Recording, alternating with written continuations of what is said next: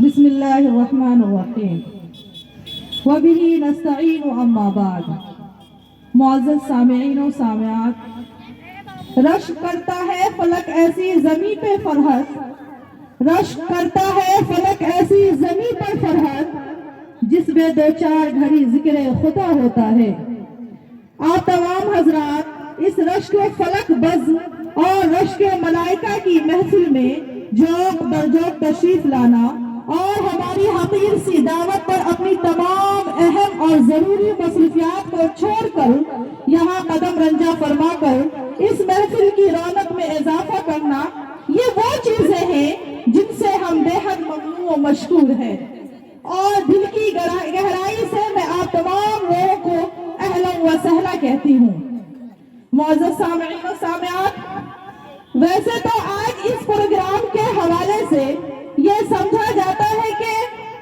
یہ کسی بزم کا اختتامی پروگرام ہے، کسی بزم کا آخری اجلاس ہے اور کسی بزم کا اختتام ہو رہا ہے، لیکن کسی شاعر نے کیا خوب کہا ہے، اے اہل نظر ذوق نظر خوب ہے لیکن، اے اہل نظر ذوق نظر خوب ہے لیکن، جو شے کی حقیقت کو نہ دیکھے وہ نظر کیا۔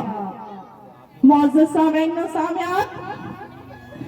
جب ہم اس کی کسی اور پہلو سے دیکھتے ہیں تو ہمیں کچھ اور ہی نظر آتا ہے، حقیقت شے کی طرف سے دیکھتے ہیں تو یہ حقیقت منکشف ہو جاتی ہے۔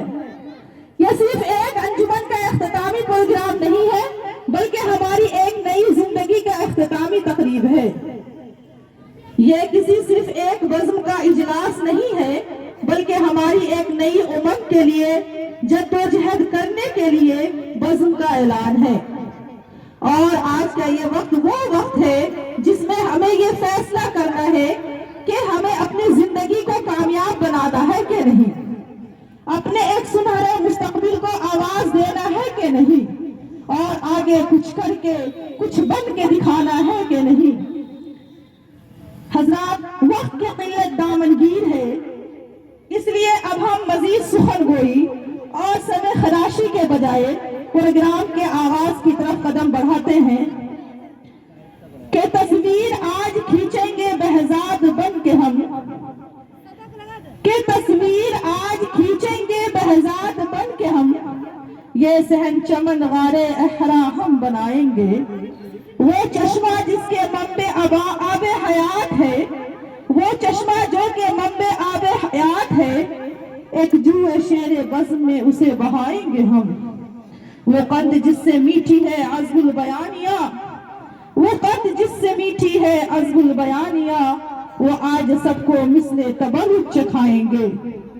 وہ نور جس سے طور کی قسمت چمک گئی، وہ نور جس سے طور کی قسمت چمک گئی، ہم اس سے آج سرور چراغاں جلائیں گے۔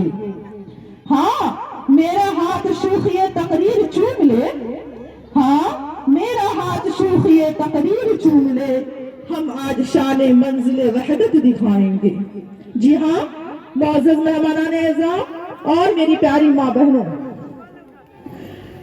وہ قرآن جو سراپا نور ہے، رحمت ہے، برکت ہے، وہ قرآن جو سراپا نور ہے، رحمت ہے، برکت ہے،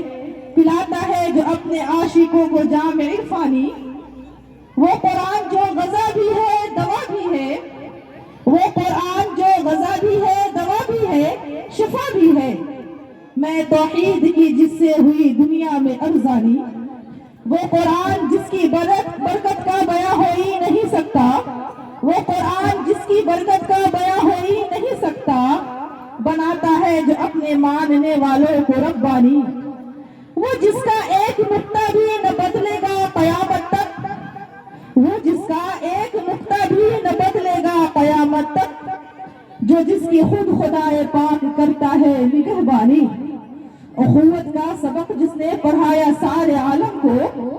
اخوت کا سبق جس نے پڑھایا سارے عالم کو، غلاموں کو عطا جس نے کیا سلطانی۔ اس قرآن کریم سے محفل کا آغاز کرنے کے لیے میں دعوت دیتی ہوں درجہ حفظ کی طالبہ अफजा शम्स बरदाहा को कि वो अपने अतियों के हमरा स्टेज पर आए और तिलावत उसका उर्दू तर्जुमा और अंग्रेजी तर्जुमा करें।